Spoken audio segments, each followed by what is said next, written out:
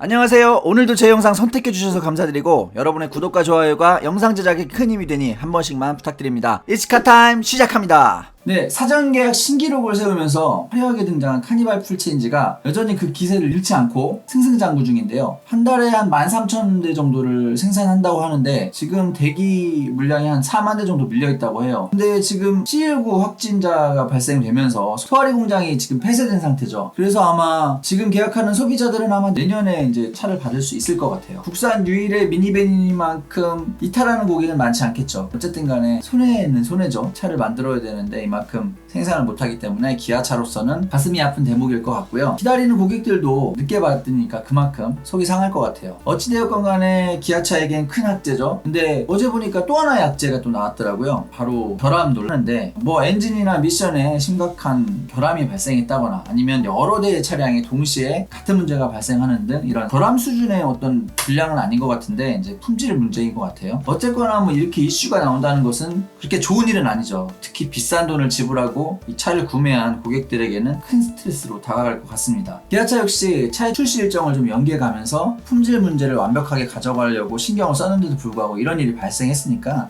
좀 답답할 것 같아요. 근데 사실 자동차라는 게 초기 불량이 좀 발생할 수밖에 없는 구조라고 하더라고요. 생각해보면 차를 새로 개발하고 만드는 과정이 그렇게 간단하지는 않잖아요. 일단 설계를 해야 되고 거기다가 여러 협력회사들이 만든 부품이나 장치들을 설계서에 나와 있는 대로 조립해서 완성품으로 내놓게 되는데 이 과정에서 생산 라인이 이 새로운 과정에 대해서 숙달되는 기간도 필요할 것이고 개발 과정에서는 발견할 수 없었던 것들이 실생활에서 나오는 경우도 생길 수 있죠. 그리고 또 품질 검사하는 팀의 인원들은 정해져 있는데 익숙하지 않은 신차가 하루에도 엄청나게 밀려 나오고 있잖아요. 그러다 보니까 검사하다가도 실수하는 것들도 있을 수 있고 사실 우리나라에서는 현대기아가 압도적인 점유율을 가지고 있기 때문에 이 회사의 초기 품질 논란에 소비자들은 굉장히 민감합니다. 근데 사실 르상세 역시 신차 출시 초기에는 좀 문제가 발생하기도 합니다. 수입 브랜드 역시 마찬가지고요. XM3도 리콜을 했잖아요. 그런 것처럼 마찬가지인 것 같아요. 그래서 저는 신차에 대해서 초기 품질 문제에 대해서는 좀 이해를 하는 편입니다. 그게 정말 크리티컬한 엔진과 미션의 문제라면 좀 얘기가 달라지겠지만 좀 어느 정도 이해는 하는 편이에요. 다만 그런 이슈를 대했을 때 제조사에서 소비자들에게 대처하는 그 모습 그게 좀 안타까운 점이 많았었죠. 어쨌든 간에 신차의 초기 품질 문제가 상수라는 거죠. 그렇다면은 어떻게 될까요? 답은 간단하죠. 기다리면 됩니다. 차량의 초기 품질이 제조사에 보고가 되면요. 제조사에서는 문제점을 차근차근 보완해 나간다고 합니다. 대략 6개월에서 1년 정도면은 웬만한 이슈들이 다 잡힌다고 해요. 이때까지 구매를 미루면 되는 거죠. 그래서 보다 완벽한 차를 받으면 되는 겁니다.